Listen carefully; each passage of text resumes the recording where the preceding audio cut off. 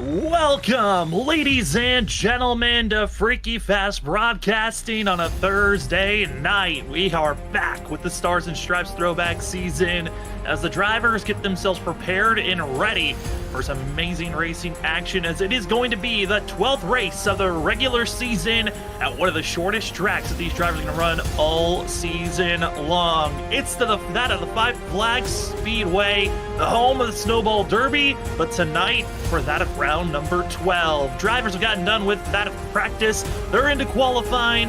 We're ready to give you all the action here on Freaky Fast Broadcasting. My name is Sam Dyer. Joining me is going to be that of Zach Hall. Zach, short track racing, and man, I'm excited for it. Same here, Sam. I am super pumped for this race because it just has so many good feelings around it, with it being this Five Flags Speedway, such a legendary racetrack in itself, the home of the Snowball Derby, and really the premier late model stock car racing track in America. So I am super excited to see how these guys take the ARCA cars around it, and cool to see them for the very first time getting to hold a race here. First time ran here in the Stars and Stripes, and Zach, you and I were talking about it. We're still trying to figure out what track really to go to reference to, with this being the first time. I'd like to say we can go back to that of Nashville Super Speedway, Nashville Fairground, excuse me, but it's kind of hard to even test both these tracks, as the layouts are different, and as well, two completely cars that they're going to be running compared to that Nashville race to tonight. That is a big thing. No, not that horsepower that they had there at the Nashville Fairgrounds, and they are two different tracks, but very similar at the same time. I mean, they're both short tracks, so that definitely adds an aspect to it. I know it's 15 degrees of banking here at Five Flags, and this track is also known to be very, very abrasive, so it wears out the tires a ton. So drivers are going to have to make sure to keep, a hold of their tires throughout the night here. But man, I tell you, it's also a track that I think can really set up some great racing, because the way the line is here into one, off of two, into three, and off of four, it really makes for having to be very precise to find that correct speed. And I think when someone finds it and finally clicks with it, you might see that driver be very tough to beat. And also with those lines could give small little opportunities of trying to go for different lanes to be utilized here this evening, as again, this is race number 12. We're closing in quicker and quicker to playoffs, as we're just that of 4 races accounting tonight until we are into our playoff stages. We have tonight at Five Flags, that of next week going to be at Darlington, the week after going to be at North Wilkesboro, and then Talladega being the last regular season race. So it's the final push to make it in. We've had 7 different winners. Only 6 of those, though, are going to count as getting yourself making a push into the playoffs, as Kyle McCoy has missed too many races. He is going to have to be in a points way into the playoffs, which currently right now he is 12th in points, and showing up here tonight. He was questionable if he was going to make it for the 28 machine. Excited to see how he's going to run. Currently 3rd on the board as Joshua Robinson, the driver to watch out for. He's on his final lap of qualifying. This 10 looked quick during practice, hoping to get his 3rd pole of the season. He got his 2nd last week, and here tonight, the 10 machine coming around the bend, hoping to top the board if possible. As that of the 10 machine crosses the line, we see the number advance, and it's top of the board for the 10. What a lap there for Joshua Robinson. Like you said, I felt like he was the driver to watch. I mean, Thomas Ogle, who won at the Nashville Fairgrounds, he was top of the board in practice, but wasn't able to continue that speed over here into this qualifying session. But now we'll get to see Juan Jimenez. Him and Dylan Grimm are the only 2 drivers yet to take a time. We'll see, can Jimenez make something happen? Remember, he was right in the mix at the Fairgrounds, so we could see this short track ace pull something out the bag. He qualified 10th at the Fairgrounds, finished 2nd in that race as the 48 machine gets his first lap clocked in, coming out of turn number 4. Juan Jimenez, what a run he's had coming in as filling in for that of Scalise, who stepped away, but not enough time for that 2nd lap. Juan Jimenez is going to have to stick with his first lap, which is going to put him all the way back in 23rd position. Tough pill to swallow. Let's see how that 48 can climb through the field, as it could be a long day for himself, as well as Dylan Grimm, who has been having internet issues. He has just gotten knocked out of the server. We'll see if he can get in time, as the drivers have 2 minutes before they officially move from the grid. Otherwise, the 17 will have to start in pit road, but already some spice being shown here. Five Flags. Now let's take a look at where the drivers are going to be starting here tonight, as we're going to be seeing that of Joshua Robinson taking the pole award, his third of the season, with Zach Kreitz going to be in second. Thomas Ogle, the driver that won at the track that we keep on referencing to, the Nashville Fairgrounds, 31 is going to be in third. Kyle McCoy, winner from last week, going to be starting in fourth, with that of Andrew Hessen fifth. Ross Tatum sixth. Seventh goes to Andrew Medlin. Eighth goes to Aaron Hale. Ninth is Scott Rickard. And Derek Offerman starting in the top 10. In the 11th position, it's going to be the 77 of Diego Valle. 12th is going to be the 25 of Trey Jackson. 13th place going to go to Jason Gratton, with 14th for Will Bustler. 15th is going to be the 24 of Kyle Bowling. 16th is going to be George Kovacic. Nick Lynch going to start in 17th, with Mike Lynch starting alongside him in 18th. 19th is going to go to Jonathan Woods. Brian Lynch going to round out that top 20. And 21st is going to be Timmy McNally. 22nd, Dylan Glass. And rounding out the 23 cars that are here for now is Juan Jimenez, but hopefully Dylan Grimm will be able to make a return at some point. Dylan Grimm still not gotten back registered into the server. We are crossing our fingers and hoping that 17 can get back in line. But Zach talked about it. This is Five Flag Speedway, the home of the Snowball Derby, a race that is traditionally ran for 300 laps. Tonight, though, for these drivers, league racing, only 200 laps. How do you feel like 200 laps here? These drivers are going to be able to handle it, as we're still waiting for the go, as also Juan Jimenez has not been able to get into his vehicle just yet. I tell you, this is going to be fun to watch, man. 200 laps here. This track's going to rubber up a lot with the grip levels changing all throughout the daytime here, because it is very, very hot. We got clear skies, not a cloud in anywhere near here in Pensacola, Florida. It is 127 degrees out there on the track temp. So we are seeing very high temperatures when it comes to that, and that right there is going to lead to a lower grip level, and I really think that could play a huge factor in how this race plays out for 200 laps. 200 laps, no stage break, no fast repair, and only 3 extra sets of tires in pit road to work with.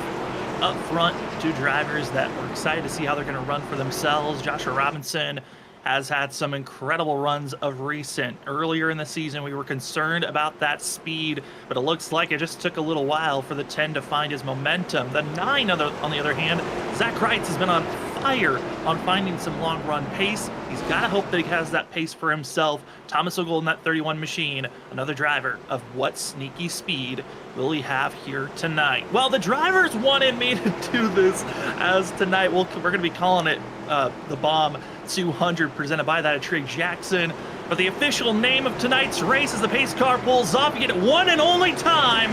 Here we go. It's the Bomb 200, presented by Trey Jackson here tonight, down into turn number 1. It is going to be that of the 10 machine of Joshua Robinson, pulling away in front of the 9 is Zach Kreitz. Here we go. Let's see how this works out. I thought the outside line would be able to fight pretty hard there down in the 1, but right now the bottom lane working very well, and especially off of 3 and 4, because look at that. Thomas Ogle, the winner from the Nashville Fairgrounds, already up to the 2nd position, and right now Ross Tatum, the driver that's really fallen back the most on that outer groove.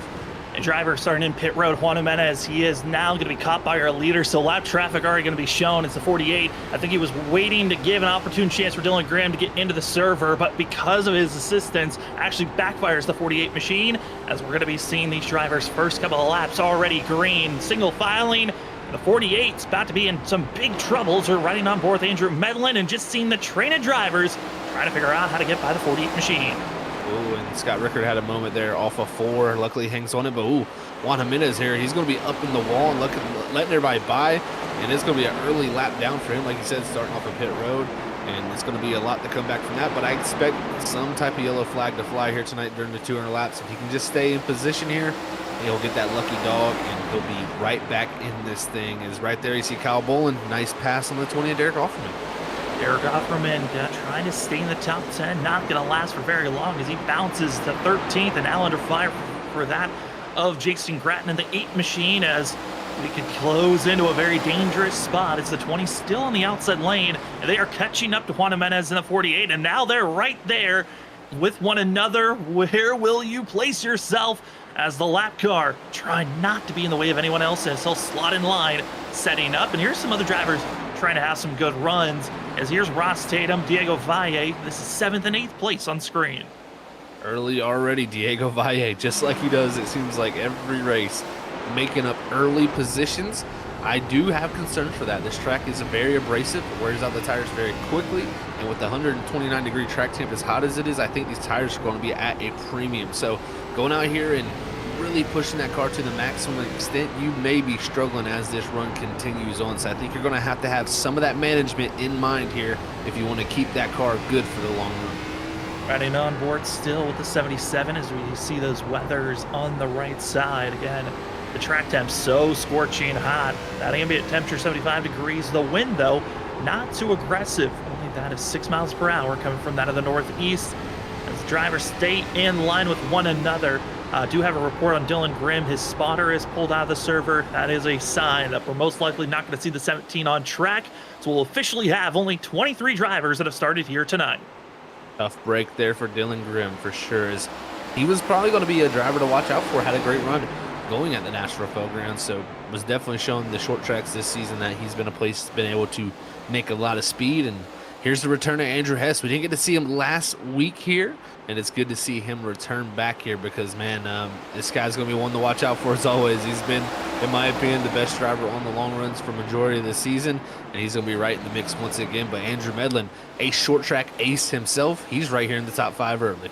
And Zach, I feel like you can touch on Andrew Medlin a little bit more than most people could. Your teammates with him on Tuesday night at the Full Send Racing Series that we get to cover here on Freaky Fast Broadcasting. He's been in a finishing second mood. I know you guys driving in the trucks in that series, but tonight, this 18's looking for a little bit of something to get a win, and what a momentum builder that could be, not just for this league, but other leagues for this 18. I'm telling you, it doesn't matter what you win in, it doesn't matter where you win.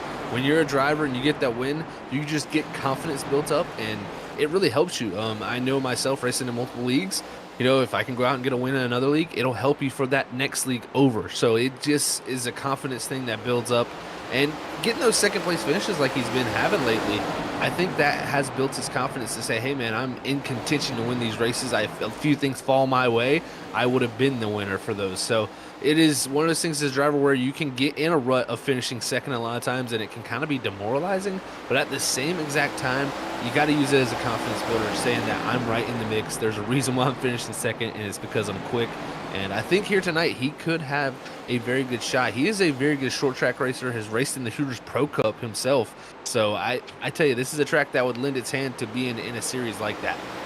And Andrew Medlin being about that of 18, 20 points out from that 12th place position points-wise of trying to point his way into the playoffs. So he's going to need an incredible push here for these final 4 races counting tonight of the regular season. This is a great showing inside of the top 5 for that of the 18 machine. As right now, I mean, for these drivers currently right now, we're 18 laps in. There's no stage break for these drivers. So they're racing. They could go from the green all the way to the end of the race like we saw last week at Chicagoland. And in one of those races, Zach, where you never know. I mean, this track could be, because everyone's splitting up as much as they are, we could be green for quite a while. We really could get some green flag laps here, man. I think this ARCA car plays into it a little bit also with how you have to drive it. You can't really just go out there and full send it all the way around this racetrack. You got to really manage your stuff, and I think you're going to see drivers start to build gaps on other ones and start to come and go, as they would say, with the tire wear. So we could have a very, very long run here, but at any moment, all it takes is one simple bump, because again, these bumpers, these front ends, as we're riding on the front end of the 6 machine Will Bustler here, they don't align very well. The front end goes right up under the bumper. So if someone does get that bump and run, as they would say, I think we might have a bump and a spin. Yeah, we really could. And if we take away some of the outliers of some of these races this season, there are really, the average seems to be anywhere from 2 to 4 cautions per race that this league has had. Taking away that of Sonoma, as well as last week's race at Chicagoland, and the Extreme Caution Fest that we had, that of the Nashville Fairgrounds race that had over 12 cautions. This league has been very much on the low end of seeing cautions coming out. Here's the 6 machine going to be seeing that Will Bustler, 12th position, running well for this in 12th place for the 6, who's trying to figure out how you get by that of Kyle Bowling, as well as Trey Jackson, as you get to see the insides. Talk about a caution. Well, it will come out as our first yellow flag strikes on lap 27. And it's one of our drivers that qualified well, Derek Offerman, in the fence on that of the exit of turn number 4. Big damage there for the driver who came in a little bit later. It was George Kovacic, but it also with the hit that he gave to Derek Offerman, as we get the replay queued up, it's going to give Derek Offerman required damage. So that right there is going to be already pretty much, you know, multiple laps down for Offerman to get that fixed. So tough break for the 20, but it's something that happens at short track racing, man. It's around any single corner. That incident is just waiting to flare up. That it is, and the timing of this caution will give the lucky dog to the 48 machine of Juan Jimenez as we see the incident here. Watch out, you see the 22 as well as the 12. A little bit of contact and at the worst spot as they're entering where the pit wall is and drivers scattering in. Seeing the 22 of Brian Lynch as well as Dylan Glass, and there's Offerman slamming into the rear end of the 26. Then Kovacic pile drives, and that's where the required damage came from. Yeah, and that all started around Brian Lynch there. I mean, he got in a little deep, it seems like, got in the back of McNally, and kind of what I was alluding to right before that caution came out. The way these bumpers align with each other, you just lift the rear tires of the driver in front of you off the ground. And when that happens, I mean, you're just an innocent bystander at that point. You're hanging on and just hoping something will work. You can see right there, boom, it just lifts that bumper up. The tires come off the ground, and then from there, it causes a checkup because Brian Lynch is trying to slow down and get off the bumper of Timmy McNally in front of him. Then you have the 29 Glass behind you. It stacks up, and then finally Offerman comes in there with Kovacic coming in very last there. And it's just a chain reaction event here with short track racing. And with short tracks the way that they are, it's hard to react sometimes, especially when the preferred lane is completely clogged up. There's not much you can do in reaction time. The 66, unaware and caught up in the mess, as Offerman, George Kovacic, both into pit road, get repairs for themselves. The 48 machine going to get back on the lead lap, coming in, topping off on fuel. Going to be that of Juan Jimenez, which, I mean, not a bad decision for himself. And as well, too, McNally coming into pit road, getting some slight damage repair for the 12 machine. Excited to see how we're going to see some of these drivers try to recover for themselves, as well, to McNally using one of his 3 sets in pit road. Yeah, that's an interesting call from him, Sam, because like you said, I mean, you got 3 sets in pit road. Now he'll have 2 left after this. And I mean, we're only 26 laps into this race. I mean, if we get a super long green flag run here, you could probably go, you know, somewhere around 120 laps here on fuel. So, I mean, we're not going to be able to make it, in my opinion, all the way to the end of this race already. But at the same time, if we get a long green flag run, that will help his case for those tires. But if we get a few cautions, you're going to be wanting those tires later. And now it's going to be up front. Joshua Robinson, Thomas Ogle, reset, give it another try. Pace car is in. We're into the restart zone, and we're green. The 10 machine taking the lead immediately. As it's going to be Joshua Robinson, Thomas Ogle pulling away, but it's side by side now for 3rd place. While Andrew Hess, a great launch for the 5, as Zach Kreitz is going backwards. Can you get the run off the top side is going to be the question. I think the part of the track that's toughest to make that top side work, it is turn 3 and 4. It's just that bottom groove is just so much better when it comes to how you take that corner. It's a much tighter corner than the previous than turn 1 and 2, where it's more open and it allows you to really make speed on that outside line. Trying to make that speed on the outside lane, not really able to do so, as you're seeing the top 2 trying to pull away. Joshua Robinson, who had a great time back at these short tracks. It's weird. It seems like the 10 has been more preferred at running up front.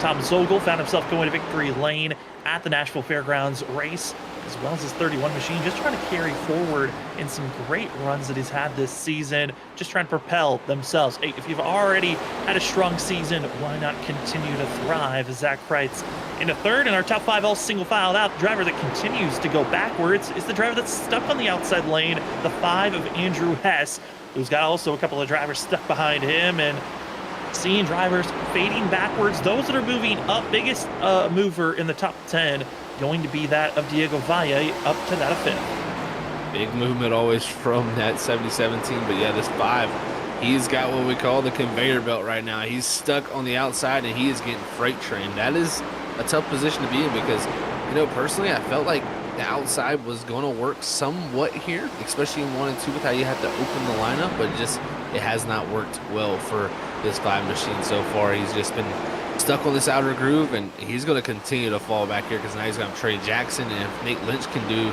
the right maneuver down here and wanted to get a good run off the corner, he should be able to also follow the 25 through 3 and 4 and get to the bottom of the 5. So at this point, Andrew Hess is just trying to stop the bleeding, but it is continually just pouring out. As the 25 trying to make the pass, one of the drivers, each one of the drivers allowed to sponsor a race for themselves. Some drivers like to sponsor multiple races, but tonight it's the Bomb 200 presented by Trey Jackson and the 25 machine, hoping for one of his best runs of the season. Currently in 11th, trying to make this pass as we're riding on board with Trey and able to almost clear off the exit of 4. He'll give it another attempt, and this should be a good clearance at turn 2. But Trey Jackson, runner who runs in a couple of different links. He's currently a fill-in driver for that Tuesday nights in the trucks that we cover here on Freaking Fast Broadcasting. It's good to see the 25 having a decent run here this evening. Great start to this evening for him for sure. I mean, already at one spot there after getting the pass done there on Andrew Hess up to 11th. And you can see Hess from this rear view shot right here from Trey Jackson. He's just continuing to fall. Nate Lynch passes him. Now he's going to have Jason Gratton into 8. And if you're Andrew Hess, this has got to be frustrating, man, because you were right there in the mix up front in the field.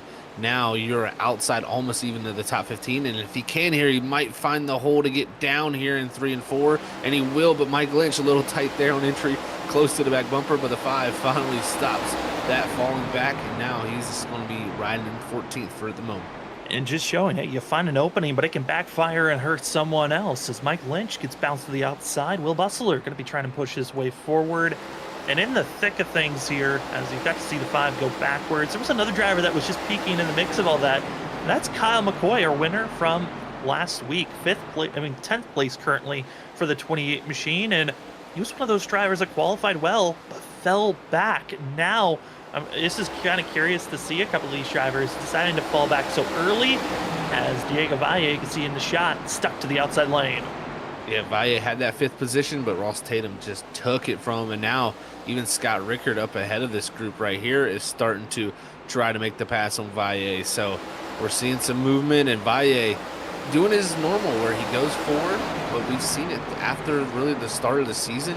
He's continued that movement forward at the start of the races, but it's been through the mid portion of the races that have been the worst for that 77 group. They just haven't been able to hit it when it comes to that long run. And right now he is feeling what Andrew Hess did, is he's stuck on that outer groove with Scott Rickard to the bottom of him. Does a pretty decent job of trying to defend. Currently 77 as he's really being aggressive on the pinching. And see the 24, that is Kyle Bowling just surviving at this time, as these drivers 44 laps in, 45 now starting up, and a driver deeper in the field having some major issues. The 29 of Dylan Glass, seems like his car just too much damage. He is going to be forced into pit road with a black flag for himself. Tough break for Dylan, man. That comes down to, I believe, just having some type of issue there with the black flag, and he's actually going to call it a night. So that's tough to see for the 29, one of the fan favorites out there, and he's going to call early end here at 5 flags. And see Scott Rickard finally able to get that job done, but can Valle jump down in front of Aaron Hill? I don't think he will here, because Aaron Hill going to have that preferred groove on the bottom lane, and he's going to get back to the inside of the 77, and this is only going to continue to get worse for this 77 of Valle. And this is already shown here early. You got to be on the bottom to make yourself go forward. And for that of Aaron Hale comes into tonight as one of those drivers needing a good points day. He is the driver 13th in points. And if he has a better day, then Kyle McCoy could be pushing that that 28 out of the playoffs. And their difference, just 5 points right now, is the 40 machine and that of the 28. Going to be in a 4-position difference. So the small gains, very necessary right now, with Scott Rickard, the more dominant drivers of the night, running with that Ross Tatum, Andrew Medlin, about 2 seconds off of our top 3 that look to be in a completely different zip code with how fast they are. Yeah, those guys have dipped out, man. They have pretty much said, sayonara, boys. We're going out here to get the Snowball Derby done. And, oh, no, they're going to wreck back here farther behind the 32 of Scott Rickard, and it's going to be the 40 Aaron Hell getting help from the 77 of Diego Valle. And, man, oh, man, Aaron Hell worked so hard to get the pass done, and it ends up with him spun around. And patience is going to be the key of tonight, and the right and proper amount of aggression. And it just seems like maybe a little bit different mindsets on how they wanted to enter the corner. For Diego Valle, he realized for him to keep side by side with someone else, he has to be so aggressive into the corner. Aaron Hill thinking the opposite after finally being clear, trying to be a little bit more patient.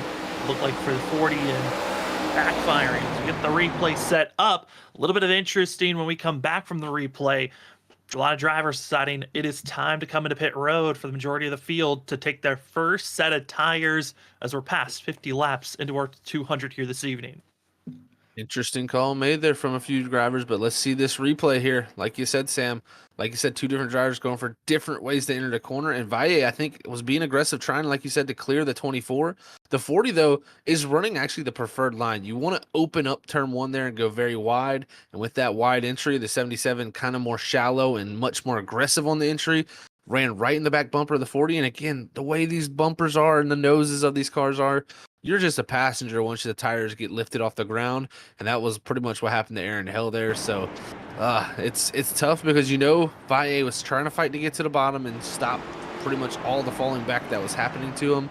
But Aaron Hill, I mean, he was just kind of running his line and just kind of got ran over there. So you're going to have two parties with two different stories after that incident. And like you said, Sam, pit road got busy, and right now we had four drivers stay out with Tim McNally back there in fourth.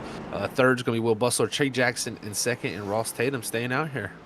Yeah, Tim McNally going to be, again, driver that pitted back on lap 18 when our first caution came out and is deciding to go with a different strategy than most. As taking that extra set so early on. The big difference, though, for the 12 machine, he did not advance in positioning very quickly. When he decided to come into pit road, only was able to advance 5 positions after a 25 lap green flag run. That's just showing that maybe you need a couple of more laps, which shows, I think, for our top 3, they could be in some very big damage with Thomas Ogle, Joshua Robinson, 5th, 6th. They're going to be probably the heavy hitters trying to make their move forward as soon as possible. It's going to matter how you get through this traffic. It's drivers on old tires here, and looking lap time wise, I mean, a lot of the drivers, their fastest lap is around a 17.6 to a 17.7 around this race course. They were running up here, at least Ross Tatum was 18.3s and almost close to an 18.4 before we got that yellow. So there is some fall off there. This is going to be fun to watch, though, how they mix it up, old tires versus new ones. And the row to watch out for, going to be the third one. Those are the drivers with the freshest of rubber.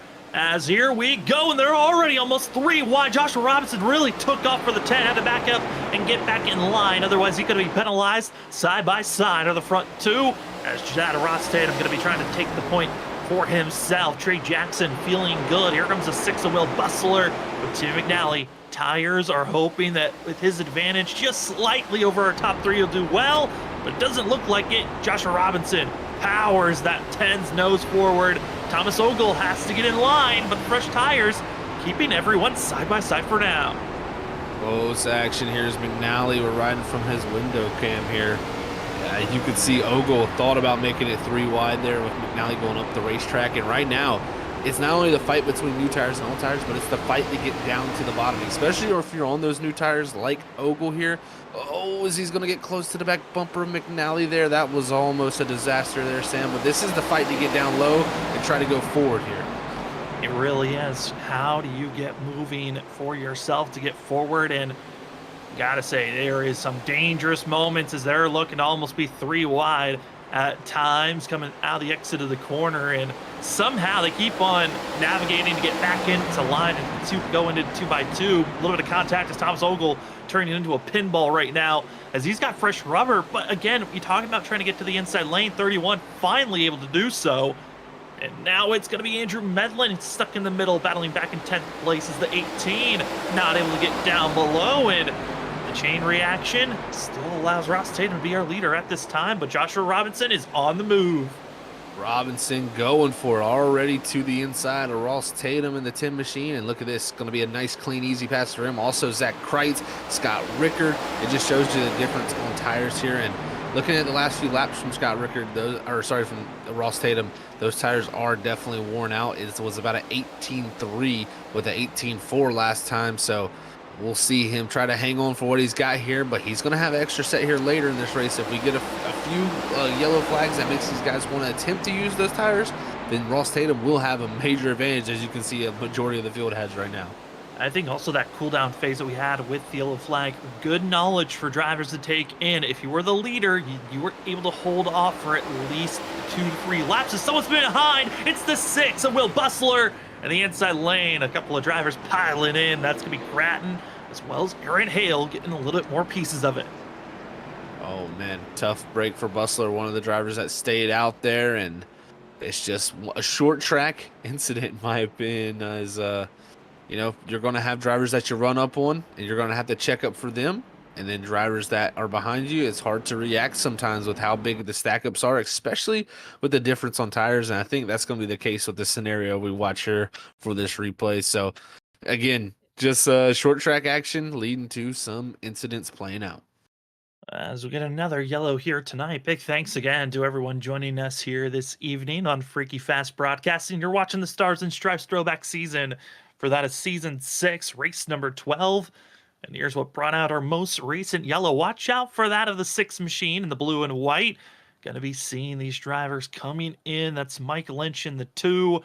Aggressively into the corner. Hits the apex, gets back into the throttle, and around goes the 6 bumper. And I think what led to that mostly, you see the 25. He was about a half a groove to about 3/4 of a groove off the bottom. And when that happens, you just don't have the grip level that you do on that lower line like that. He had to check up a good bit. It slowed up Will Bustler having to not run into him. And Mike Lynch was already committed to that entry that he was doing and just kind of just gotten there a little too hot, got into the back bumper of the 6. And from there, chain reaction event, multiple drivers involved. And luckily for everybody's sake, though, this time, nothing, required here. Just a little bit of damage on the nose of these machines. A few drivers coming into pit road that decided not to pit before, or some just getting some damage repair. Going to be that Trey Jackson, as well as Will Bustler, Jason Grattan, going to be coming into pit road with Jonathan Woods, and as well George Kovacic getting more repairs. One driver that's surprising me yet to pit here tonight, that's Ross Tatum in 8th place, the 21, sticking to his guns, deciding not to come into pit road, which, I mean, this is an interesting call, especially on the fact that you got 3 extra sets of tires to work with. You think you'd at least use 1 in the first half of this race. 21 might be thinking about waiting until halfway to start using those 3 sets. Yeah, that's the only thing I can think, Sam. Personally, with how that caution played out, he would have wanted at least another 20, 30 laps before a caution came out. So it made those drivers who already took that set previously, it made them all consider, do I come back down and use another set? And then he'd have a stat advantage to where he would make the clear, concise decision just to come down to pit road and get those fresh tires.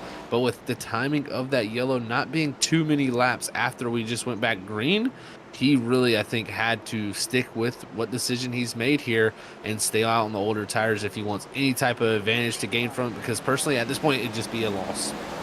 3 cautions in, and we're back to green flag racing. Joshua Robinson gone in an instant. He just has figured out these restarts. Drivers behind him getting a little bit more aggressive, though, as Scott Rickard, 3-time winner this season, the 32, trying to get himself back into victory lane as he was so good in the first half of the season, as he is now going to clear for 2nd place. It's Kyle Bowling now, actually, and that is Zach Kreitz for 3rd place. It's 24. He's found himself in the right lane that keeps on moving him forward. You're exactly right about that. He's found himself on the bottom lane on multiple restarts, especially with those newer tires from that previous restart. That really allowed him to go forward with a lot of drivers getting stuck on that outer groove, like the 31 there. Ogle now on the bottom, luckily for himself, is actually able to find a good bit of track position back after that last restart, getting stuck on the top side. But you can see here, you gotta go when you have the right lane, and right now Bowling taking advantage of it and coming through the field. Coming through the field, still Zach Kreitz keeping it side by side. He's really figured out how to get back to the throttle to work on this outside lane and will defend for 3rd place as Kyle Bowling just slots back in line. Thomas Ogle, though, 5th place. Andrew Medlin in 6th. But it's Nate Lynch up 10 positions. Mike Lynch up 10 positions, 7th and 8th. It's great to see the Lynches moving up in the field in our top 10 currently, 73 laps into the night. They are loving it here, man. Started side by side, and right now they're right in front and behind each other. So that is, they're staying close. and they're keeping that family tie strong here with how much speed they're showing so far with the time they've gained here. And Nate Lynch in 7th right now, right behind Andrew Medlin. That's got to be a great feeling, but you got to see the 2 of Mike Lynch also right here behind him, but he's got the 28 of Kyle McCoy. Also, Andrew Hess still trying to make the rebound from restarting that outside group previously, and little network issues there, and that's scary when you enter the corner. Very scary. The 2 and also the 28 have both been dealing with their own separate issues. They've been trying to clear it out, but obviously not completely cleared just yet. Andrew Hess, though, is 5, again, caught up in the train, being stuck in the outside lane. 2 restarts to go, and now trying to get back into the top 10. He has done already that mission. The next, get back in the top 5, where he was before that first caution came out, as here's some drivers battling for that 15th position. It's Timmy McNally in the 12. Old tires trying to hold off that of Jonathan Woods, who just came into pit road on that last yellow. You see, interesting line here from Jonathan Woods. See how much he opens up the corner on the entry. He's able to turn down off the exit and carry a good exit speed. Great way to set up this corner here for turn 3 and 4 for him, getting that good run out of 2 and using that tire advantage that he has over Timmy McNally here, as he's going to dive it to the inside and make that pass for the 15th position. I think that's the one thing that some drivers that have raced here before at Five Flags Speedway is that you learn those different entry points, and Jonathan Woods proving he's raced here before, because not a lot of drivers with less experience would ever think about trying to attempt that type of an entry like we just saw. It really is the key, in my opinion. I mean, a lot of people think you got to really, turn in pretty early, get to the bottom. No, not in turn 1 and 2. You got to really arc that corner. You want to make sure you're as low as possible on the exit to give you the straightest run down that back straightaway. And that does show that you have experience when it comes to this racetrack. As we're on board here with Ross Tatum. These are the oldest tires on the racetrack, 80 laps old. And right now running about an 18:21 last time by. That's only 3/10 off of our leader right now. So not in the worst case scenario, but about 8 seconds back. If this race does go green for a while, he may be in a sticky situation. That he could be, as he's about that of 3 laps away from being about half a track off of our leaders. One driver, though, that's in very much concern of going a lap down, Juan Jimenez, going to be about 8 seconds ahead of our leaders. As you see there, the 48 machine, as he comes across the line now. Our leaders just entering turn 3 and about to exit out of turn 4 to cross the line now. So it's just 8 seconds is the difference between these drivers. But Juan Jimenez running in his own atmosphere at this moment, but is so far back. Obviously, tonight's race, not a comfort zone for the 48 based off what we've seen these last 4 weeks. It's definitely not. Yeah, it's been impressive to see what he's done at the other tracks, but here tonight, I think maybe this doesn't have experience here. That's what it looks like. He just doesn't have the line figured out where the grip level is at for him to be able to make speed. It's just very much off the pace compared to what we've seen from him throughout majority of the season with him here. So it's tough for Juan Jimenez, but he's going to have to try his best here, because, man, we got this group here really flying at the moment, and they're running him down to try to go put him a lap down, as Robinson has some competitors right on his tail. That he certainly does. From one driver that really is trying to learn the experience, drivers that you can tell have put a lot of time and effort into this track. It's Joshua Robinson, Scott Rickard, Zach Kreitz, Kyle Bowling, all in line with Thomas Ogle, keeping it close. A little bit of gap back to Andrew Medlin in 6th place. Nate Lynch even further back than that. Really, these top 5 are stacked right on top of one another. Top 5, all within a second of one another, and you can see them, you can put a blanket over them, and they certainly are, small little differences that I'm noticing, Zach, on the way that they're entering as we go to the blimp view and get to see the different apexes that these drivers are trying to use at the center of the corner. I love this. This is one of my favorite things to see from a driver, is you can see the differences. Look at Scott Rickard. He opens up the corner much, much more than Joshua Robinson, but almost gets just as low right there on the exit. So he's turning down that racetrack, trying to carry momentum. And then here in 3 and 4, in my opinion, it's very crucial to be nice and low like Scott Rickard is right there. And from this blimp cam, you get to see those differences. I mean, once again, just all 5 of them, a very different entry point. And that is the biggest difference when it's trying to make speed and also conserve tires. I mean, Zach Kreitz, you can see a lot of that gain time is in the entry of the corner, but from center off, that's where he's losing it. Scott Rickard on the off side, gaining it in the center off, while you look at the 10 of Joshua Robinson, he just looks so smooth. It's almost like he's trying to hit the same spot every single time. As there's the 48, Juan Jimenez off the track. Jimenez is just going from bad to worse, and right now in the grass trying to get back up the speed here. I think he's going to be good here. He's on the apron in 3 and 4, and we'll see as he does get back up the speed. He's going to have Timmy McNally coming to the outside, but you can see those tires are dirty, and he was having a tough time getting back going. Very tough time for himself as we bounce back up to the lead, battling. And let's go a little bit further back. Here's drivers that are racing with one another, trying different aspects. Our leaders again driving up front, trying to catch up to lap traffic. But honestly, all the drivers trying their best to survive. Kyle Bowling at this moment in that of the 24, up 11 positions. Our biggest mover right now in 4th place, doing a fantastic job. But Zach, now getting curious for Ross Tatum, who's in 19th position. We touched on still has yet to pit for that 21 machine, and he is closing into that point where we might have to see the 21 coming to pit road on his own, even with the amount of cautions that we've had. He's getting closer to that point. I'm interested to see how far these guys will be able to go on a tank of fuel, especially with the cautions we've had.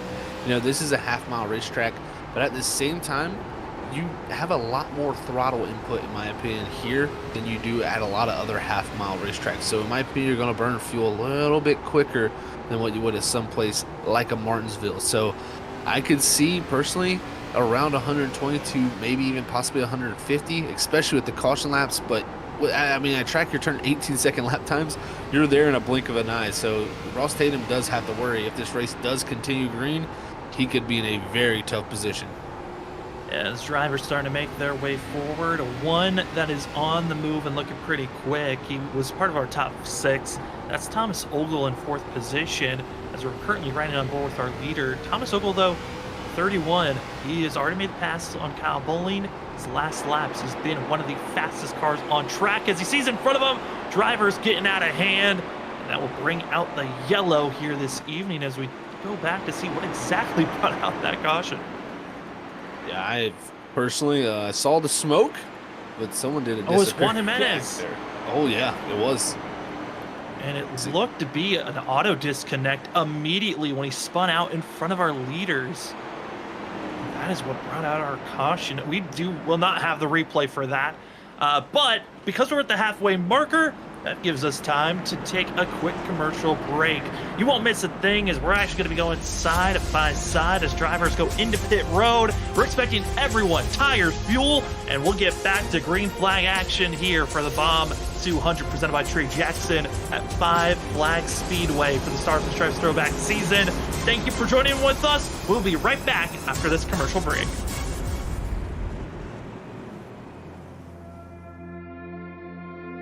I think I watched Josh 3 or 4 times before I ran the car. He killed them every race, and it was like stout fields, like good cars, big races, and I mean, he was unbeatable. And I was like, oh man, this is, like, I'm nervous. I was so nervous getting into the car full time this year after watching Josh win 3 or 4 races straight. These cars, they have a lot of horsepower now. They have over 500, and I think 5 years ago they didn't have 450. They're gonna be a handful to drive, but just don't overdrive them. Let the car do the work.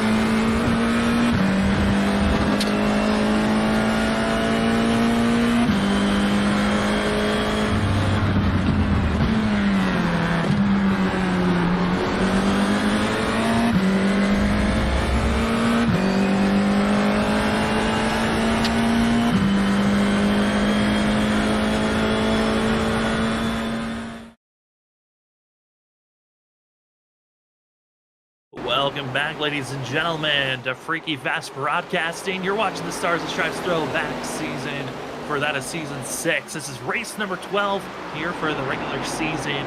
Counting tonight, 4 more races left before playoff action, and drivers looking for some of their best performances of the season. Currently right now is Joshua Robinson, who's looked like the most dominant driver this evening. Got the pole, he's been up front, and he's been looking like a driver driving this thing like he stole it. He's also had that as Zach Kreitz on his back bumper. Kyle Bulling, our biggest mover right now, in 3rd place. He's done a great job right now, up 12 positions from where he started, as the drivers continue to race this one out. We are so proud for everyone that has been joining with us. My name is Sam Dyer. With me is Zach Hall, and Zach, currently right now, the 10, looking dominant up front.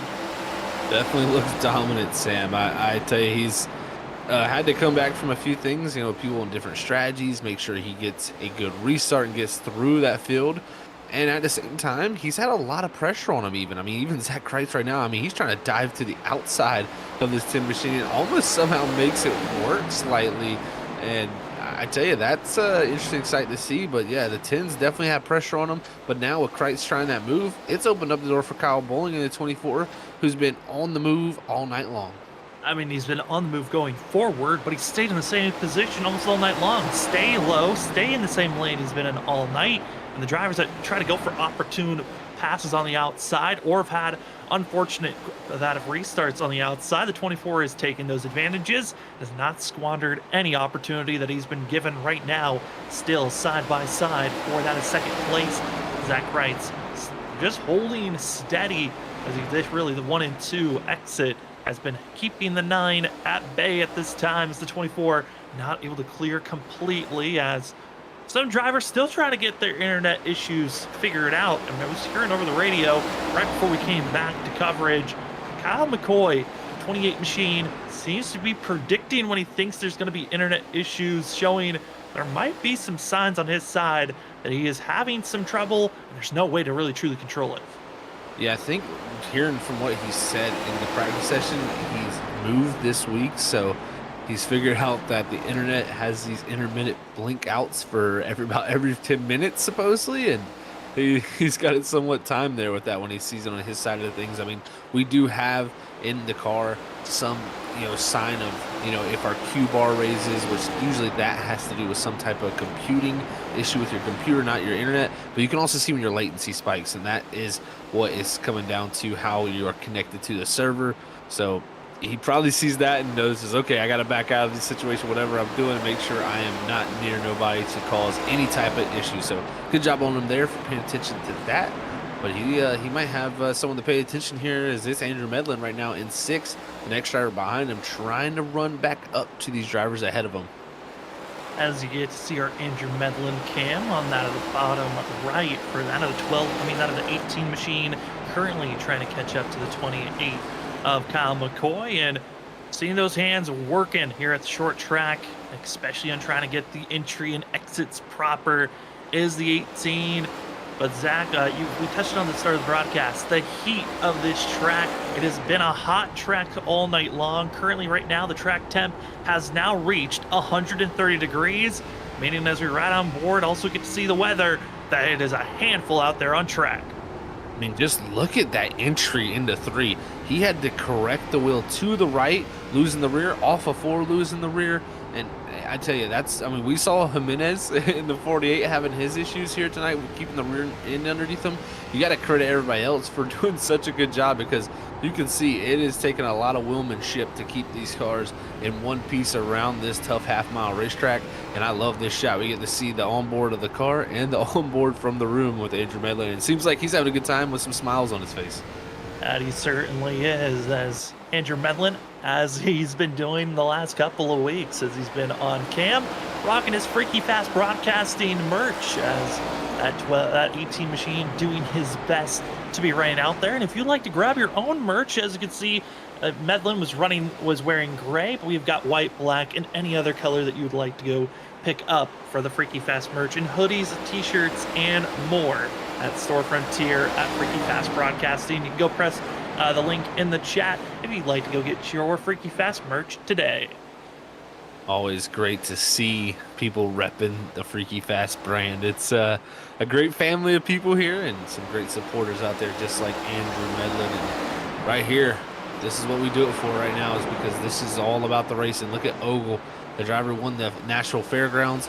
He's looking once again to possibly go out here and get himself back in position, because I tell you, when we did have that longest run of the race, he looked very consistent with his lap times. He looked like he had the shot, in my opinion, the best chance to get past that 10 machine as the race went on. So watch out for this 31. He could very well be right in the mix before this is all said and done. And this almost looks very close, almost identical to the way that Thomas Ugal had to run at Nashville Fairgrounds. He was so patient and waited for the racetrack just to come to him that allowed him to make the passes, had the track position, that put the 31 in the best position to win at that last short track that we were at. Right now, I mean, Joshua Robinson trying to gap himself as the 9 to 24 tries to hold off one of the fastest drivers on the long run, is that of Thomas Ogle, as we're 133 laps in of 200. And we're starting to see that opening. It's right there for the 24 to go for second place again, as Zach writes, it's always a mistake on the entry, it seems like, that gives the 24 that opportune chance. And you can see also Ogle was trying to take advantage of that, go to the outside of the 24, but just no grip there. As soon as he went up there, he just lost all momentum that he had and just could not make that work. Right here, he's going to have to work over this 24 and get to the inside if he wants a chance to go forward. And look, here's the 24 on the inside of the 9. If he can complete this and get side by side here like he does in the 1 and 2, and this should be a good shot for the 24 to go forward. And this also gives Ogle a great shot here if he can get a great launch out of 2 to get right back to the inside of the 9, just like he does. And these two are going to pick up one position over that 9. You might be thinking, well, it worked out earlier for that of Zach Kreitz to make that outside lane and defend over Kyle Bowling. The main issue there, he let the 9 machine drift too far to the outside, losing a lot of momentum, was not able to carry and get back into the throttle as quick as that Zach Kreitz wanted, which forced the 9 to lose those 2 spots. Deeper in the field, though, a driver that went with an oddball strategy. Here's the 21 of Ross Tatum, who's only pitted once, while the rest of the field has pitted twice or more. And that 21 machine currently back in 9th place. I mean, Zach, a very oddball strategy. If a caution strikes now, could be that timing that Ross Tatum needs to maximize on having fresher tires than everyone else. But really, it is banking on the what ifs and not just raw speed. It's got to be that for sure. I mean, raw speed can only help you so much when you're this far back. And, you know, Ross Tatum has been quick, but we've seen so far, you got to really make sure that person in front of you makes that mistake to get to the inside of them to make that pass.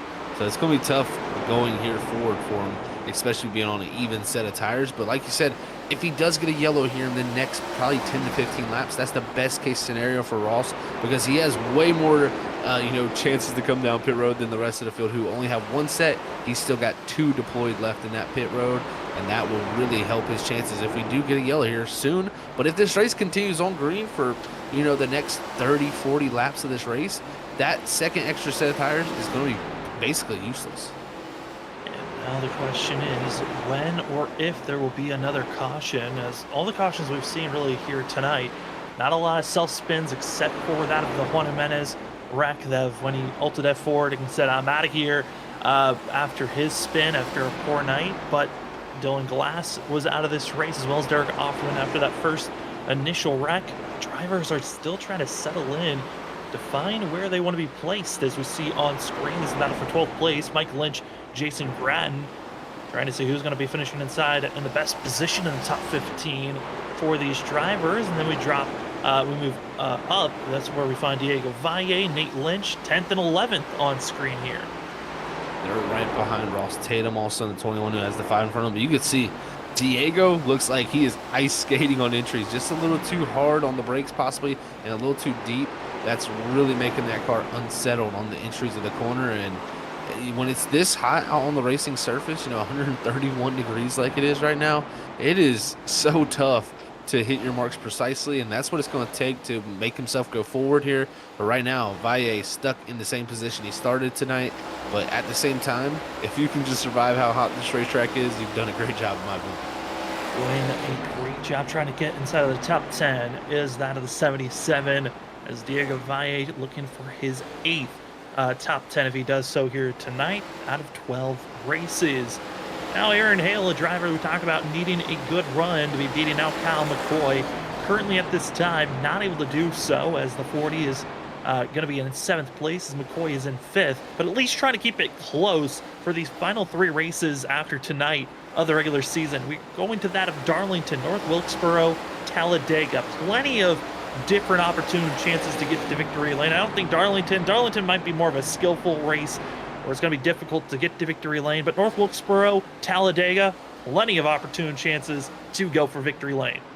No doubt there, Sam. Those tracks are definitely going to give opportunities to people who possibly need those wins to get themselves into that playoff push. So we'll have to see how they shake out with there, but I will say our points leader, Scott Rickard, he's having a tough day. Even here, Ross Tatum getting them inside of the 5. Great move for him. That's going to get him back up to the 8th position.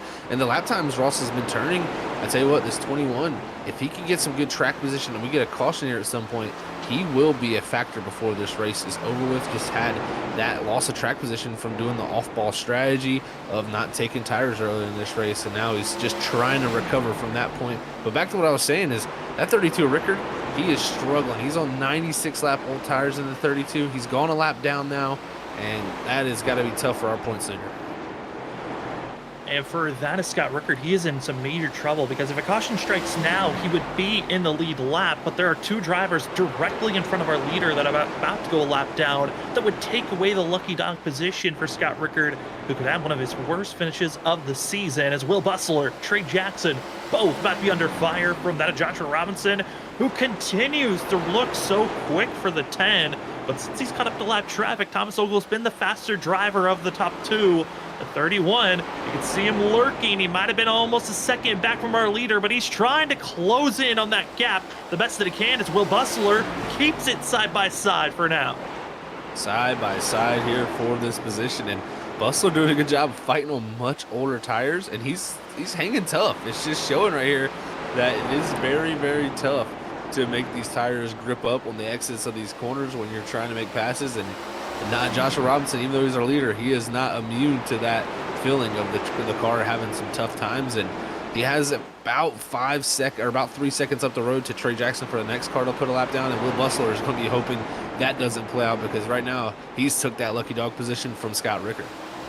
And now going to be seeing the 10 getting by, putting another lap down for George Kovacic.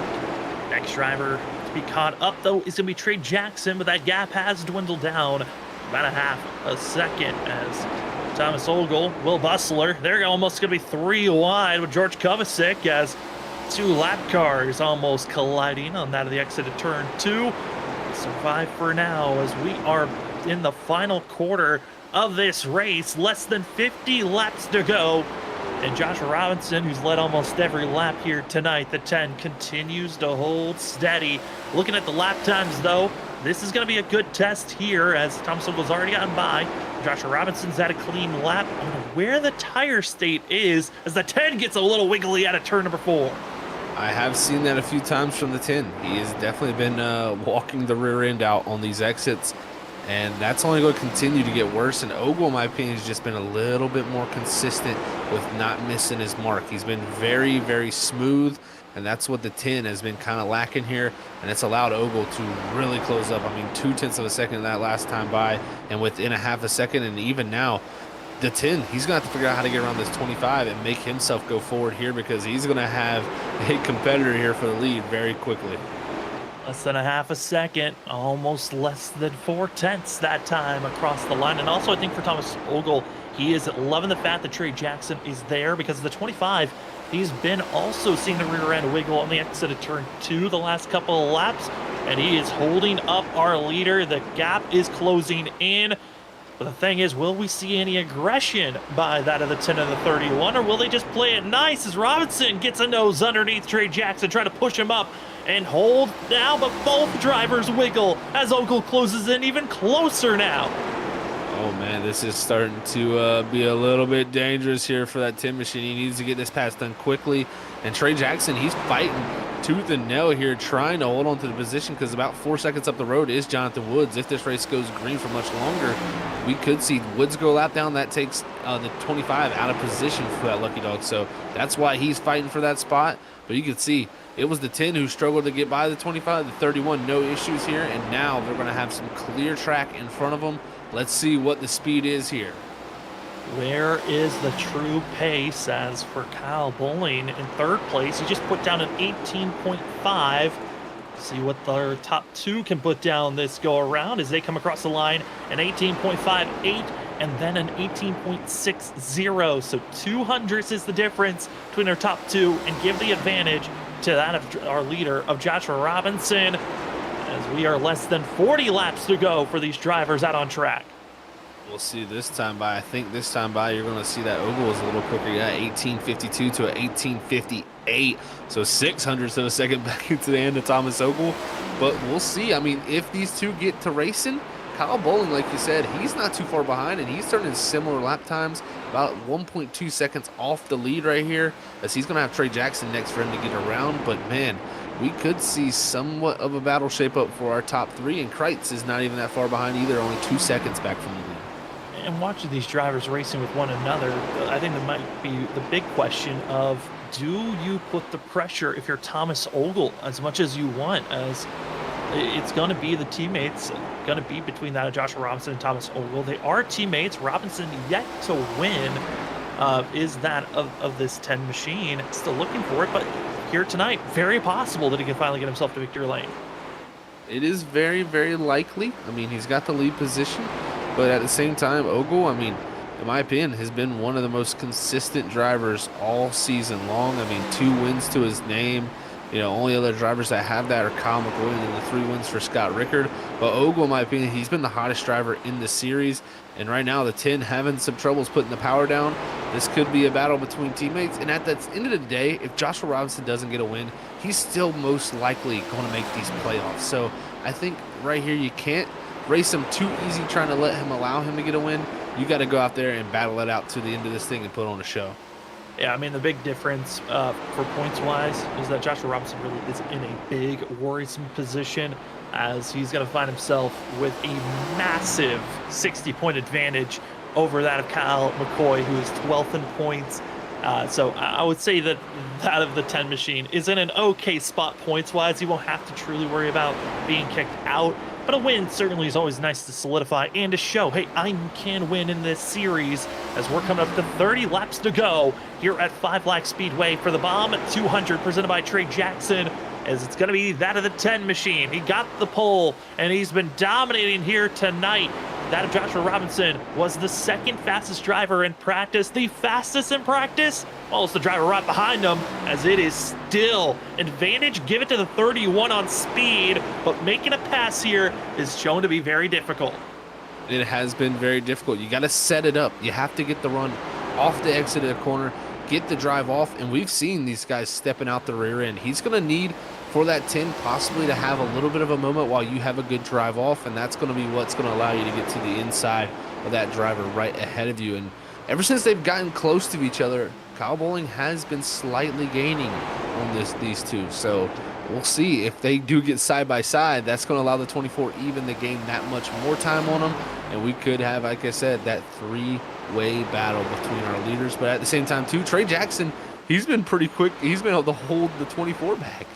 He certainly has been able to do that. A little bit of a report as we're coming up to 25 laps to go. Diego Valle had to make an emergency pit stop. Tires were not feeling comfortable for the 77. Comes into pit road, currently 2 laps down, back in 19th position. No, we're not expecting anyone else really have to come to pit road except for that of Scott Rickard, who's been out there for 120 laps plus. He may have to make an emergency pit stop coming to the end of this race unless he saved enough fuel. But for these drivers up front, as this is the battle for 6th place, just as close as it is for the lead.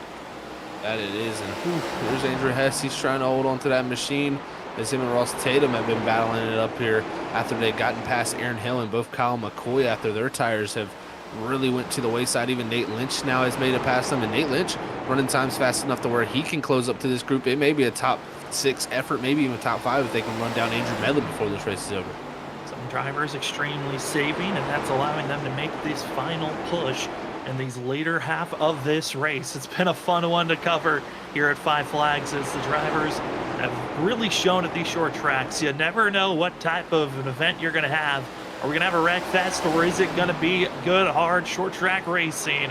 Seen a lot of hard contacts, have taken out some drivers. We've had 4 DNFs so far, with that of George Kovacic, Juan Jimenez, Dylan Glass, and Derek Offerman. Dylan Grimm missing out on an opportune chance to race here tonight, as his internet was not performing well. But our leaders being heavily pressured and passed by Diego Valle, who's going to be just 1 lap down for the 77. And for him, for Diego, if he can somehow in the next 10 laps make sure he's the first car a lap down, could be a chance to get the lucky dog, as we are coming up to 20 laps to go here tonight.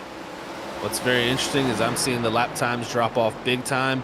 That Tim machine out front is having a tough time driving off the corners, and right now his teammate Thomas Ogle in second, he's searching. He's going up high. He's really opening up the entries of the corner, trying to get that good straight exit off the corner to allow him to have an opportunity to go side by side with his teammate.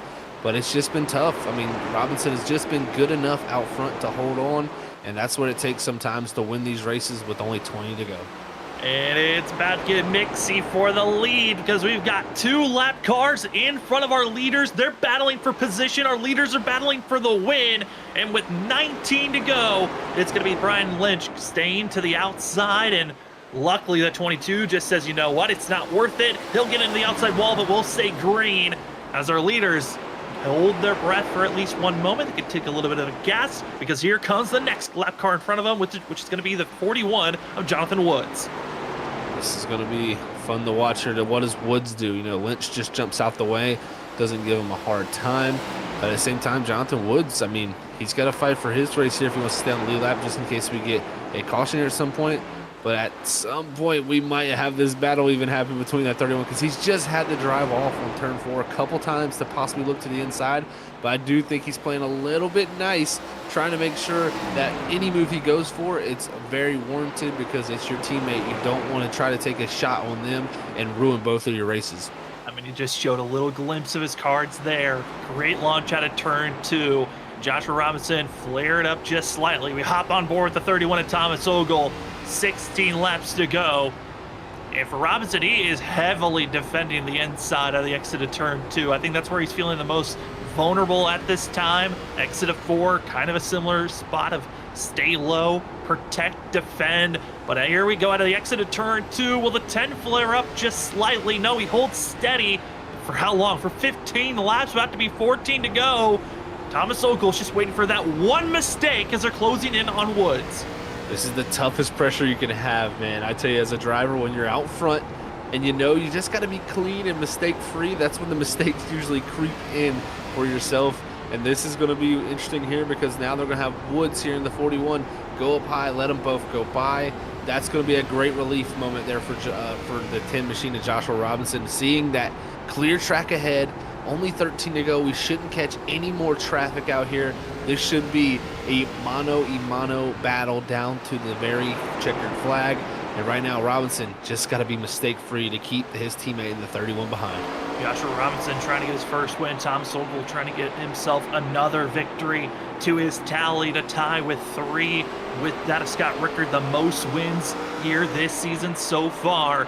But here we go, coming to 11 here tonight. Five Flags Speedway has given us some great finishes in real life for the Snowball Derby. Those drivers run 300 laps. Tonight, 200 is the number they're looking for, as it's going to be seen that of the 31 machine closing in. Not close enough to hit the marks, but certainly trying to get as close as he can. Right on the back bumper, coming to 10 to go here tonight. Only 10 laps to go. Who is going to have the shot here to win this? Robinson looking for that first win of the season. This could propel him for a much better playoffs with the momentum, and his teammate looking for the third win. This tie Scott Rickard. This is a very much important race here for the momentum heading close to those playoffs.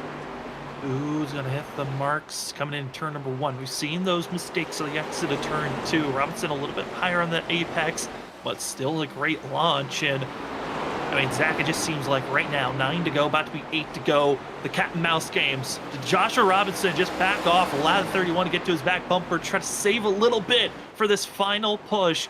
But, I mean, there's not much you really can save in these moments, as they're also hoping for no yellow to strike, as there is a little bit of a good gaggle of cars from that of 8th back to 12th. He's trying stuff. He's looking to the outside here. He's got the gap to do it. And look right here, a good run through 2. He's going to be on the outside quarter panel here down the back straightaway. He's found something here, Sam, and this is going to be his opportunity. 3 and 4, we haven't seen the outside work too well tonight, but he's got good drive through the center and a better drive off here, as he's going to be almost dead even alongside in ring 1. It was Giant trying to find a little bit of something. It's the outside, very high. 3rd lane, let's try from the top ropes. Here comes Thomas Ogle. He's going to be side by side on the entry turn 3. He's going to go even higher now, trying to find the apex to cut back down to get underneath the 10. Not able to do so, but at least still side by side on the entry of turn 1. Thomas Ogle, 5 to go here tonight. He's trying to find a crossover move with the momentum to get to the inside lane. Not able to do so, but he keeps the 10 still shallow on the entry turn 3. Here comes the chance by Thomas Ogle. There we go. Still side by side, man. This is great battling, and it's really bringing Bolin in. He's gaining tenths of a second a lap on this group up ahead of him, but Ogle is through 1 and 2. That is where the advantage is at. He's really strong on this outer groove there. 3 and 4, it's much tougher to make that work, but it may be come down to a photo finish here with only 3 laps to go if they keep this up. And the pressure for Joshua Robinson is he needs to make sure he gets back in the throttle solid on that of, oh, there's the opening though. A bad exit by that of the exit turn 2, but it's here on the exit turn 4. Robinson has to get it back into the throttle. A clean exit for himself will keep him in the lead at the line. But Thomas Ogle, 8 thousandths. He beat out the 10 that last lap. 2 to go. Coming into turn number 3. The last couple of opportunities for Joshua Robinson to hold the lead. Thomas Ogle, he's hoping it's for its last dash as it coming at turn number 4. It's your freaky fast white flag. Joshua Robinson able to lead that last go around. Ogle, last attempt. He needs a good run. He's pinching off the exit of turn number 2. Side by side down into 3. They keep it together, but will they do so on the exit of 4? Here they come to the line. Robinson, clean, but here comes Ogle, and it's Robinson getting the win by a nose. 88 thousandths of a second, man, or sorry, 9 thousandths of a second separating them. Woo, that was a classic short track battle between 2 teammates, and so clean between them, man. No bumpers used. That was all just side by side racing. And Ogle, you got to give him credit. He went and found that speed on the top side, and Robinson, though, on the bottom, held on to it, Sam. That was some composure. It was incredible composure by the 10. He just needed to make sure that he was able to get back to the throttle cleanly, was able to do so, but that was a scary moment at the exit of turn 2. You thought for a moment that Thomas Ogle was going to be able to beat him to the line, not able to do so. Joshua Robinson able to get the victory here this evening. He'll sit there, and as he's sitting there, man, we're going to have to take a deep breath. When we come back, it's the post-race show, as here on Freaky Fast Broadcasting, we'll talk to our top 2 and our spotlight driver in just a few moments.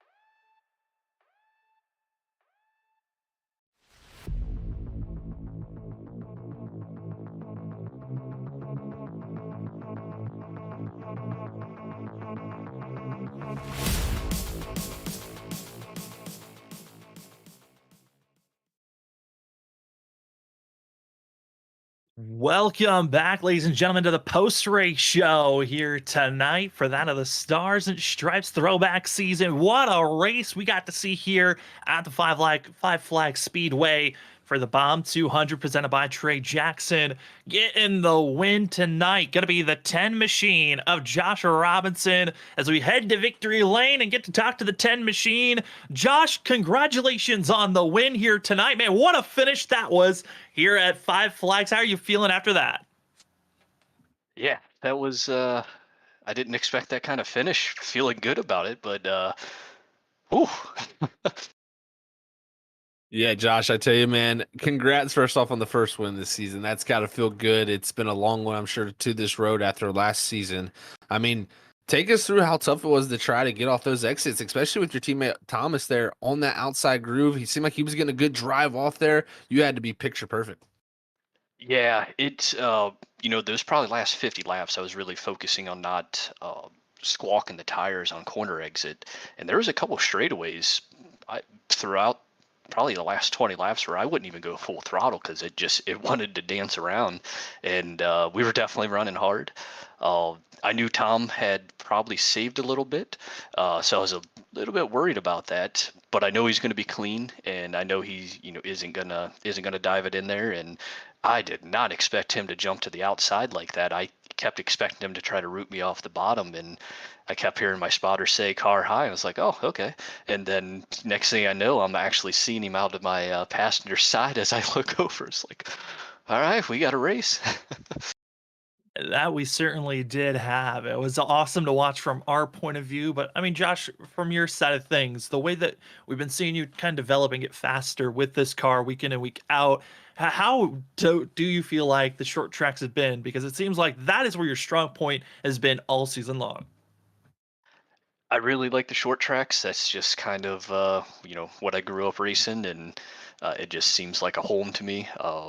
And then I knew Tom was going to be strong on them. Scott, there's a group of guys that are always fast, and there's a group of guys that are especially fast when it gets to a short track like this. But getting some extra laps in this ARCA car. Traditionally, I haven't driven this car a lot, so I think just running it week in and week out has helped a lot. And then anytime you can run 200 laps at a short track, I'm going to wake up early for that.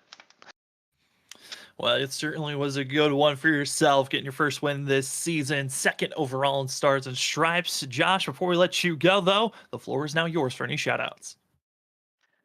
Shout out to the league for putting this on. Definitely a lot of work for Nate, Brian, and Derek to keep this going. Shout out to a lot of clean racing. Short track usually brings out a lot of cautions. We only had a handful, and so just shout out to the rest of the guys for just good clean driving all night. And then shout out to my teammates. Brian Lynch was there. We were bouncing some ideas off early about what to do with brake bias, and then as always Tom and Andrew, because just consistently bouncing ideas. And then Tom and I didn't really. We were kind of chuckling on the mic at the end of that run there, but we were not saying any words to each other. Well, just raw racing there at the end. I would imagine focus probably the key. But good job, Josh, on the win. Good luck next week as we head to Darlington. Appreciate it, guys. Thanks for the broadcast. Look forward to go back and watching it. Well, that's going to be the third, that of the 10 machine of Joshua Robinson coming away with the win here tonight. Well, from victory lane, let's head to second place where we have that of Thomas Ogle, who went for a charge, an opportune chance. With 3 to go, he was the first to cross the line, but not able to make that magic strike again. We got Thomas Ogle with us in the 31. Tom, what a run for yourself, coming second by 8 thousandths of a second. Did you think that you were going to be that close at the end there? I actually thought I was gonna get him. I just overdrove 3, so with like 3 to go, I was on the outside. I kept telling we were in chat. I was like, "You're not gonna come up off the bottom, are you?" He goes, "Listen, if you're gonna pass me, you're gonna do it on the top." So I just said, "Well, I guess I'll give it a shot." But I had him. And then I overdrove 3 one time. It's hard if you haven't been running up there to like change your rhythm and braking points. They say hit your marks. If you don't know where the marks are, it's hard to hit them. That it definitely is, Thomas. Man, I tell you what, when you made that maneuver there to go to the outside, how surprised were you that it worked that well? Because all night we had seen the outside on restarts had been a huge issue It for was a people. it was a death sentence on restarts. Andrew started like 6th one time, went clear back to 14th. I think I lost positions every single time, and then I would have to work to get them back. But I peeked out there, and it kind of stuck. And then I was like, well, I guess I'm going to give it a try. I was surprised. We had a good gap, so I knew that as long as I didn't wreck, I could finish second. But boy, it was skatey. I mean, the car was skating pretty good there at the end. I mean, what was a more bigger surprise? Were you surprised more on the fact that that outside lane started to work, or the fact that there wasn't a caution? Because I feel like for us, we were expecting one with 30 or 20 to go, but it just never came. I was glad it didn't. I didn't want to deal with another restart. They were too brutal. There's guys that are real aggressive, which they should be. That's the idea. But so on those restarts, sometimes I'm not as aggressive as those guys. But I kind of thought when some of those guys pitted and came out with new tires, I saw like Diego kind of roughed up some guys in front of us, and I was like, we might be getting a caution here, which I did not want. Well, it didn't strike, and you gave us probably one of the best finishes we could have asked for, and what a good one it was. But Tom, before we let you go, the floor is yours for any shout-outs. Oh, just my teammates, Andrew. Josh was in our chat. Brian Lynch was in there. Nate for putting the league on, and Derek Offerman putting the league on. And you guys do an excellent job broadcasting. I always like going and watching it back and seeing how the race develops. But I really wanted that win. Like, it would have been nice to beat Josh. I'm pretty disappointed. Well, you still got plenty of opportunities here this season to do so, and maybe you will strike next week at Darlington for you, Tom. Yep, I hope so. Well, that's going to be second place to Thomas Ogle. As we go from second, we're actually going to go to third for our spotlight driver as we bring in the 24 machine of Kyle Bowling. And Kyle coming away third, biggest mover of the night as you started back in 15th position. When you started the night off, did you think you were going to have that top 3 speed to get up there at the end of the night? I wasn't really sure, to be honest. I thought I'd get a top 10, especially I was driving up to around that top 10 in that first run. Just kind of felt like I was kind of falling upwards as the race went on, where I just kept getting on the bottom on the restarts, and if there was calamity in front of me, I was able to get around it. It just things worked out the way they needed to, and that last caution, when I saw a few guys stay out, I'm like, nope, not biting on that one. I need to stick with the majority right now. I got to play the point game. Yeah, like you said, the point game for you, Kyle. I mean, this right here, good finish, top 3, moves you up to 10th in the points, but still very close for those points heading into the next couple races for these playoffs. How do you feel, man? Just take it as it goes. If I make it, I make it. If I don't, I don't. It sucks I had to miss 2 weeks, but you don't turn down a free trip to Japan if your employer's going to pay for it. So it is what it is. We'll see if I can make my way in. Hey, I would take that vacation as well, Kyle, if I could. But we're now, coming into this final push of the regular season. How do you feel about the next couple of tracks? And do you feel like there is a chance for you to get yourself into victory lane with Darlington, North Wilkesboro, and Talladega? Darlington's been decent for me. North Wilkesboro was pretty solid when we did the practice race beginning of the season. Talladega's anyone's game. At this time in the last season, if you would ask me if I was going to win a race, I wasn't going to say no, and then I won Homestead the first round. So, yeah, I could win any of these. I also could wreck out in any of these. So, this is a tough league. Any of these guys can win on any given week. So, just my goal right now is just getting top 10s. I should be safe if I can keep getting top 10s. Well, you did better than just a top 10 here tonight. Top 5 in third place. Congratulations on that, and good luck next week, Kyle. All right, thank you. Well, that's going to be the 24 machine of Kyle Bowling being our spotlight driver, coming away with a third place finish here tonight. As you've been watching the Stars and Stripes throwback season and presented by to give you some of the best action. Got to give a shout out to the sponsors, that at ButtKicker, feel what you've been missing, as well as Next Level Racing. If you want to get yourself with a racing rig to race in any simulator or that of just racing games in general, make sure that your racing rig is built at Next Level Racing. Well, big thank you to everyone that has joined us here tonight. So let's take a look at the unofficial results this evening. Short track racing at that of Five Flag Speedway gave us a good run, and it's going to be that of Joshua Robinson, Thomas Sogel, Cobbling going to be your top 3. Zach Kreitz, who started this race in 2nd, going to be in 4th here tonight. Danger Medlin in 5th. Andrew Hess going to be in 6th. Ross Tatum, after his oddball strategy at the beginning of this race, going to be finishing out in 7th. Jason Gratton in 8th. 9th goes to Nate Lynch, and Mike Lynch with the top 10 finish for the 2 machine. We had a lot of different movers there late in that race, Sam. And I mean, if you look, 11th, 12th, Aaron Hill, Kyle McCoy, they're almost in top 5 positions there late in the race, and they went backwards. So it just shows you how we were talking about an abrasive racetrack and how much tires mattered. It mattered a ton. I mean, especially for guys like Will Bustler, Scott Rickard, Trey Jackson, who all stayed out on the older set of tires and didn't pit that last time. They all end up 15th, 17th, and 18th. So it is one of those things where tires were a huge factor, and we had quite the show, man. I tell you, 8 thousandths of a second separating the winner for the win here at Five Flags. I wouldn't have called that going into tonight's race. No, I thought for sure it was going to be someone getting rear-ended in turn 1 or into turn 3 and getting spun out. Maybe that was going to be the dramatic flare at the end of these races. Instead, it was side by side between the teammates, and it was the 10 of Joshua Robinson dominated tonight and gets the win. Congratulations to the 10 machine.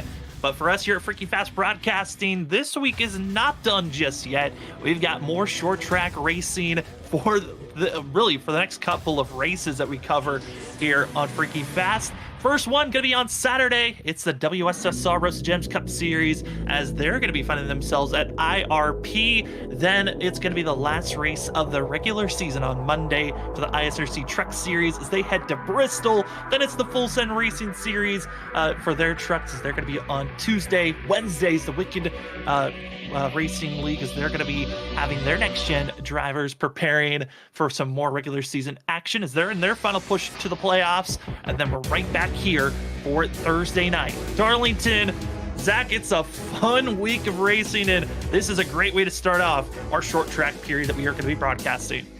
I mean, it really is, man. I think personally the next 4 races we go to for broadcasting are all short tracks. So back here next week on Thursday, we'll come back to Darlington and kind of break that little bit of a trend there we got going. But I tell you what, we got some great stuff on action, and if any of them can compete with that finish right there, then we've got something good in the future for us. So I cannot wait to see how the short tracks play out here on Freaky Fast, and hit that subscribe button. You'll definitely be able to tune in to see that action.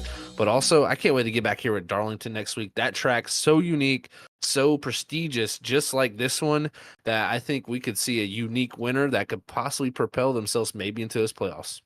I gotta say, this race, with the way that it ended, I'm so excited to see how the end of this month. March has been a great month of racing, and that might be good enough to make it to our top 5 finishes of the month. And other content on the way, our second episode of the Cool Down Lap, a way for us to interact with the drivers and get a little bit of a deeper run. Gonna be coming out this weekend. So like Zach said, subscribe, hit the bell notification, and be notified when our next podcast comes up. We got plenty of more content also on the way. The ISRC Truck Series, the Long Run Series, Season 2, covering their Season 4 playoffs, also on the way. Plenty of content you want to subscribe and get prepared for. But for tonight, thank you for joining with us on Thursday evening for the Stars and Stripes. For myself, Sam Dyer, for Zach Hall, Robert Moyer Jr., and everyone else here at Freaky Fast Broadcasting, thank you for joining with us. We will see you next week for Darlington. But if you want to see more great racing action before then, we'll see you Saturday night for the WSSR as they head to IRP. Have a good one. We'll see you then.